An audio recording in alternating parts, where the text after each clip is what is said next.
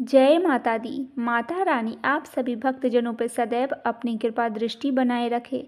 महिला विरोधी परंपराओं को चुनौती देती है मिथिला का यह सामा चकेवा का लोकप्रिय त्यौहार सामा चकवा।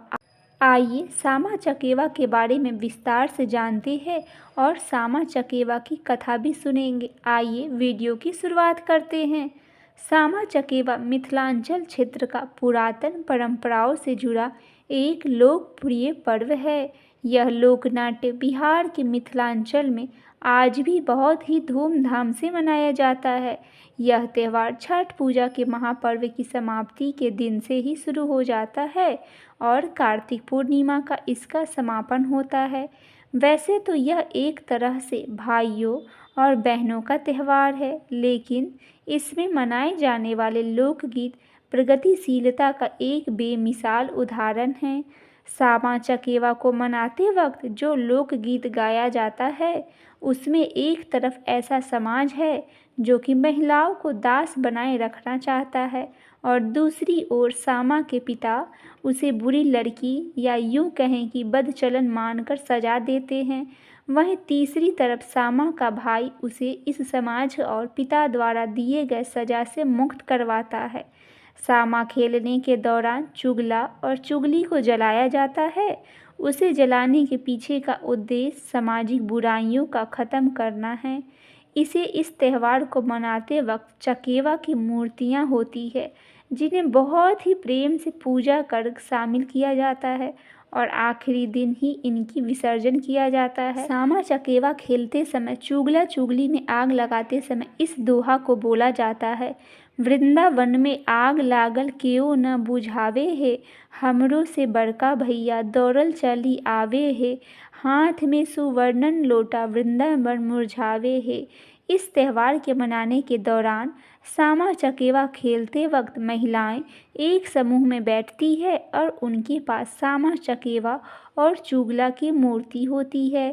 खेल की शुरुआत में महिलाएं इस लोकगीत को गाते हुए चुगले को जमकर कोसती है और खेल के अंत में चुगले को जला दिया जाता है। सामा चकेवा के इस खेल में जो कहानी सुनाई जाती है यह कहानी भाई बहन के प्रेम की है, लेकिन उससे भी ज़्यादा कहानी उस नायक की है जो कि अपनी सोच से सामाजिक रूढ़ियों से मुक्त करवाती है, जिसके लिए महिलाएं मुक्ति का प्रश्न पूरी मानवता का संघर्ष करती है।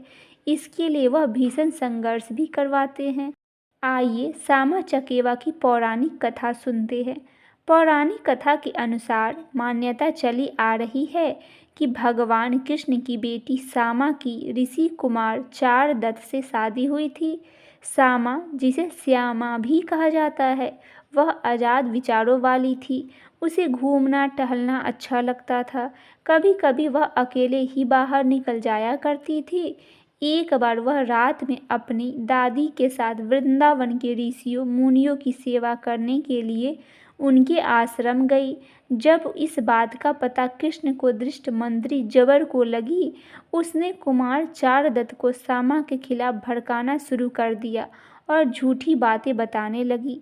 वहीं दूसरी तरफ ऐसी बातें सुनकर कुमार चारदत्त को बहुत गुस्सा आया और वह नाराज होकर भगवान कृष्ण को सुनाने लगते हैं। चारदत्त के सुनाए जाने पर कृष्ण गुस्से में सामा को पक्षी बन जाने का श्राप दे देते हैं। पक्षी बन जाने के बाद सामा को इस रूप में देखकर कुमार चारदत्त भगवान महादेव को प्रसन्न करने के लिए तपस्या करने लगते हैं। तपस्या से खुश होकर भगवान महादेव चारदत्त को भी पक्षी बनने का वरदान दे देते हैं। जब इस बात की जानकारी सामा के भाई श्री कृष्ण के पुत्र शाम को हुई तो उसने अपने बहन और बहनोई को उद्धार के लिए श्री कृष्ण की आराधना आरंभ कर दी। श्री कृष्ण को भी अपनी भूल का एहसास हुआ। सांबा ने सामा और चारदत्त को ढूंढकर उसे फिर से मनुष्य के रूप में बदलवाया और इसके लिए जिम्मेवार लोगों से भी बदला लिया। भगवान शिव चारदत्त और सामा को श्राप से मुक्त प्राप्त करने का उपाय बताते हुए कहा कि श्याम और चारदत्त मूर्ति बनाकर। इस पौराणिक कथा से दो बातें साफ तौर पर नजर आती है कि ऐतिहासिक तौर पर महिला मन और पुरुष मन में कभी कोई अंतर नहीं रहा है। सामा को भी अन्य लोगों की तरह घूमने फिरने का शौक था। वह भी पुरुषों की तरह बाहर निकलना चाहती थी। वहीं इस पौराणिक कथा में भी महिलाएं को स्वतंत्र होने की भावना और समाज में अंकुश लगाने का प्रयास कराता है, क्योंकि इसे प्रभुत्वशाली वर्ग के हितों का खतरा महसूस होता है। इस कथा में माना जाता है कि पक्षी चकेवा मिथिला के शरद महीने में प्रवास करने पहुंच गए थे। सांभा भी उसे खोजते हुए मिथिला पहुंचे। उसने सांभा ने वहां की महिलाओं से आग्रह किया कि वह सामा चकेवा का खेल खेले, ताकि उनकी मदद से वह अपने बहन बहनोई को आज़ाद कर सके। शायद इस खेल में सामा चकेवा तक यह संदेश पहुंचाना था कि सांभा उसे खोजता हुआ उसे लेने आया है। इस कहानी में एक चीज़ है जो कि आज समाज के लिए बहुत आम है, और वह है महिला के विस्थापन झेलना। दोनों मिथिला से जुड़ी है। हालांकि पिछले कुछ सालों में ऐसी लोक परंपराएं अपना वजूद खो रही है। उसके बदले सतह प्रेरित परंपराएं प्रचलित हो रही है। लोक चेतना, स्वीक्रियता और संवेदनशीलता जैसे भाव मिट रहे हैं। ऐसे में लोक पर्व को संजोए रखने की जरूरत है। सामा चकेवा का यह त्यौहार हिमालय की तलहटी से लेकर गंगा तट तक, चंपारण से लेकर मालदा दिनाजपुर बंगाल तक मनाया जाता है। दिनाजपुर मालदह में बंगाल भाषी होने के बाद भी वहाँ की महिलाएं एवं युवतियाँ सामा चकेवा और मैथिली गीत गाती है, जबकि चंपारण में भोजपुरी मैथिली मिश्रित सामा के गीत गाए जाते हैं और पूरे ही लोकप्रियता के साथ सामा चकेवा का खेल किया जाता है।